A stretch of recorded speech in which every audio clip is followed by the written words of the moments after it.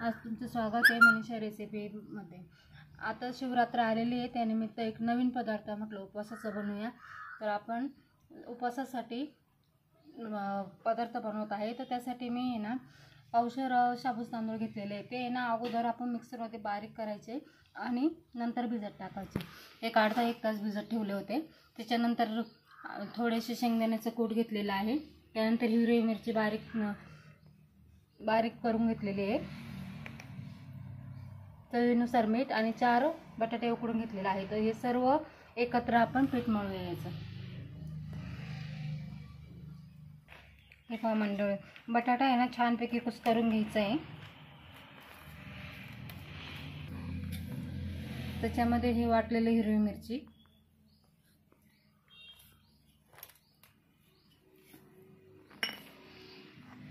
त्याच्यानंतर हे जे आपण शाबूत तांदूळ भिजत टाकलेला आहे ना तो टाकूया। शेंगदाण्याचा कूट, चवीनुसार मीठ आणि ना पाणी न वापरता साधे पूर्ण एकजीव करूया। छानपैकी आपण धपाटे बनवूया त्याचे उपवासाचे। काय म्हणजे कसं एकजीव करून घ्यायचं। कुणाला धपाटे नसेल आवडत तर आपण साबुदाण्याचे वडे पण याच्यापासून बनवू शकता। अजिबात पाण्याचा वापर केलेला नाहीये।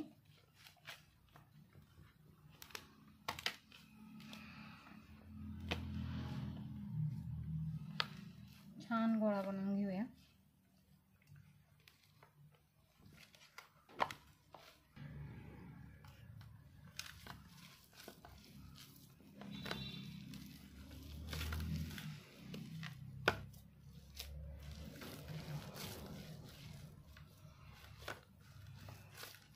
हे पहा म्हणजे किती सुंदर गोळा तयार झालेला आहे। आता आपण याचे छोटे छोटे पराठे बनवून घेऊया। हे पहा मंडळी, मी इथे तवा तापायला ठेवलेला आहे। तो तवा तापलेला आहे आणि एक आहे ना हे पहा मंडळी, इथे तवा गरम झालेला आहे। एक स्वच्छ धुतलेला कपडा घेऊया, तो पाण्यात भिजवून घ्यायचा। एका प्लेटमध्ये ठेवायचं, थोडंसं पाणी खाली सोडायचं आणि एक असा गोळा तयार करून घ्यायचा छानपैकी आणि पाण्याचा हात लावून फिरवून घ्यायचा असा गोल गोल।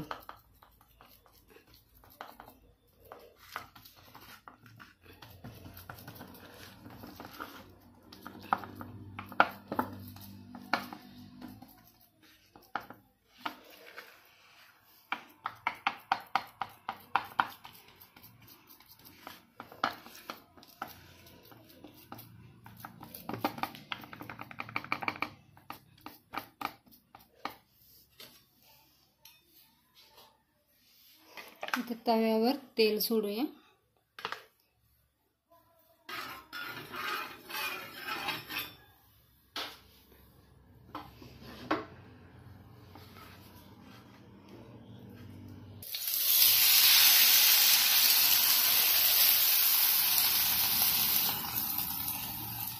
थोड्या वेळ झाकून ठेवूया, तोपर्यंत दुसरे बनवून घेऊया आपण।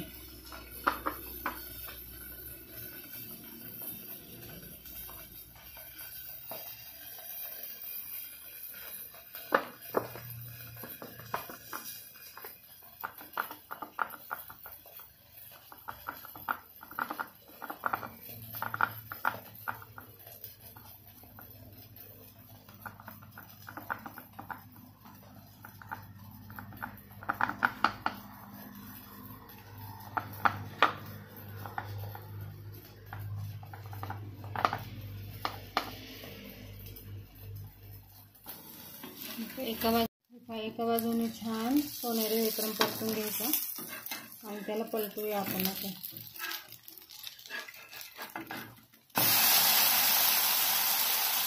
थोडंसं तेल सोडूया परत दुसऱ्या बाजूने।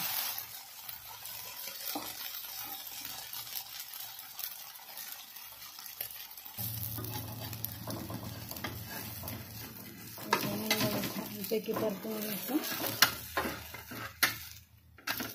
हे बघा किती सुंदर असे धपाटे तयार झालेला आहे। पहा मंडळी, किती सुंदर असं आपला धपाटा तयार आहे.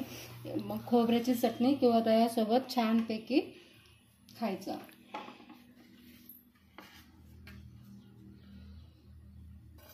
हे पहा मंडळी, ह्या पद्धतीने सर्व आपण बनवून घेतलेलं आहे. चला तर मंडळी, मग हे खाऊन बघा आणि लाईक करा, शेअर करा. आणि तुम्ही पण दोन्ही टाईम खिचडी खाऊन शिवरात्रीला कंटाळत असलं तर नक्की हा पदार्थ बनवून बघा. बाय.